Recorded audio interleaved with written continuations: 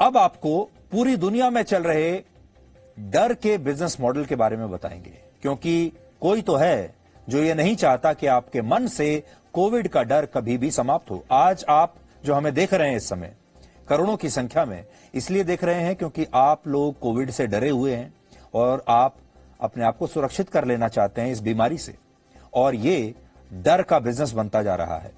ये कोविड की दवा बनाने वाली वो बड़ी बड़ी फार्मा कंपनीज हैं जो चाहती हैं कि आपके मन में कोविड का डर सदा के लिए बैठ जाए और उनकी वैक्सीन हर साल ऊंचे दामों पर बिकती रहे, चाहे वो बूस्टर डोज के नाम पर बिके, चाहे वो प्रिकॉशनरी डोज के नाम पर बिके, चाहे वो बच्चों के नाम पर बिके, चाहे वो बुजुर्गों के नाम पर बिके, लेकिन हर साल ये डोज जो है वो बिकती रहे। ओमिक्रॉन वेरिएंट का पहला मामला 24 नवंबर को दक्षिण अफ्रीका में मिला था, लेकिन दुनिया को इसके बारे में पूरी तरह से दिसंबर के पहले हफ्ते में ही पता चला था, और इससे जो डर का माहौल बना उसने वैक्सीन बनाने वाली कंपनियों को माला माल कर दिया है। यानी आपका डर इन कंपनियों के लिए पैसा छापने की मशीन बन गया है। ओमिक्रॉन वेरिएंट के मिलने से अकेले अमेरिका की 2 कंपनियां फाइजर और मॉडर्ना, इनके 8 निवेशकों को ही एक हफ्ते के अंदर अंदर 10 बिलियन यूएस डॉलर्स यानी 75,000 करोड़ रुपए का फायदा हो गया, क्योंकि नए वेरिएंट की वजह से रातों रात शेयर मार्केट में इन कंपनियों के शेयर्स की कीमतें आसमान छूने लगी। अब आप सोचिए, जब कोरोना का नया वेरिएंट इन कंपनियों को हजारों करोड़ों रुपए कमा कर दे रहा है, तो ये कंपनियां महामारी को खत्म होते हुए आखिर क्यों देखना चाहेंगी? ये तो यही चाहेंगी कि हर 6 महीने में कोरोना का एक नया वेरिएंट आता रहे। इनके लिए तो नया वेरिएंट एक नए प्रोडक्ट की तरह है, जिस पर खर्च तो कुछ नहीं है, लेकिन मुनाफा है हजारों करोड़ रुपए का। यानी डर के उसी बिजनेस मॉडल की तरह है जिसके तहत पहले आपको याद होगा, ये जो डर का बिजनेस मॉडल है ये बड़ा पुराना बिजनेस मॉडल है इस दुनिया में। डर की वजह से ही पहले हथियार बेचे जाते थे, फिर उन हथियारों के डर से दुनिया को बचाने के लिए और हथियार खरीदे जाते थे, और इसी तरह आप देख लीजिए, ये जो डर का माहौल है, ये जो डर का जो बिजनेस मॉडल है, ये हर जगह इस्तेमाल होता है।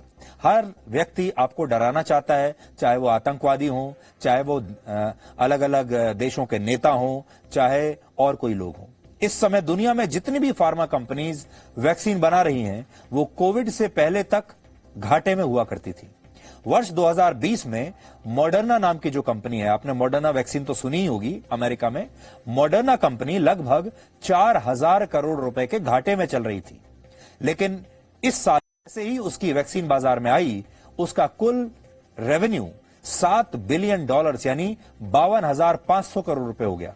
यानी घाटे से सीधे एक बिलियनर कंपनी बन गई। इसी तरह फाइजर का वर्ष 2020 में टोटल रेवेन्यू 8 बिलियन डॉलर्स यानी लगभग 60,000 करोड़ रुपए था, लेकिन 2021 में उसका रेवेन्यू बढ़कर 19 बिलियन डॉलर्स यानी 1,42,000 करोड़ रुपए हो चुका है। और यह हुआ है कोविड और उसके डर की वजह से। तो सोचिए, ऐसी जो फार्मा कंपनीज हैं, ये भला कभी क्यों चाहेंगी कि कोविड इस पूरी दुनिया से मिट जाए? भारत में कोविशील्ड बनाने वाली company serum institute of India के रेवेन्यू में भी जबरदस्त उछाल आया है। वर्ष 2020 में सीरम इंस्टीट्यूट ऑफ इंडिया की टोटल इनकम जो थी वो 5,446 करोड़ रुपए थी, जिसमें से उसे 2,251 करोड़ रुपए का प्रॉफिट यानी फायदा लाभ हुआ है। शुद्ध लाभ जो है वो 2,251 करोड़ रुपए का है। इस हिसाब से कुल आय में उसका लाभ हुआ 41%। इसे आप ऐसे समझिए कि हर 100 रुपए में से 41 रुपए इस कंपनी का मुनाफा था। वर्ष 2020 में भारत में जिन कंपनियों ने भी 5,000 करोड़ रुपए से ज्यादा का कारोबार किया, उनमें सबसे ज्यादा profit serum institute of India का ही रहा है। हालांकि ऐसा नहीं है कि यह प्रॉफिट सिर्फ सीरम इंस्टीट्यूट ऑफ इंडिया को हुआ। भारत बायोटेक और दूसरी फार्मा कंपनियों का रेवेन्यू भी पिछले 1 वर्ष में आसमान पर पहुंच गया है, और ये कंपनियां इतनी अमीर हो गईं कि आज ये छोटे और गरीब देशों की राजनीति और वहां के आर्थिक मामलों को भी प्रभावित कर रही हैं। खासतौर पर जो बड़ी मल्टीनेशनल फार्मा कंपनीज हैं, वो तो छोटे छोटे देशों में वैसे ही व्यवहार कर रही हैं जैसे हमारे देश में एक जमाने में ईस्ट इंडिया कंपनी करती थी। और वो ऐसे कि जो बड़ी मल्टीनेशनल कंपनीज वैक्सीन बनाती हैं, उनकी हर देश के साथ एक सीक्रेट डील होती है। गुप्त डील होती है। सीरम इंस्टीट्यूट ऑफ इंडिया की कोविशील्ड की एक डोज जहां भारत सरकार को 215 रुपए में मिलती है, वहीं अर्जेंटीना और अफ्रीकी देशों के लिए इसी डोज की कीमत 3000 रुपए तक है। तो सोचिए, भारत में इसकी कीमत है 215 रुपए, लेकिन अर्जेंटीना में इसी डोज की कीमत हो जाती है 3000 रुपए। फाइजर कंपनी तो अपनी एक डोज बनाने पर सिर्फ $1 यानी लगभग 75 रुपए खर्च करती है।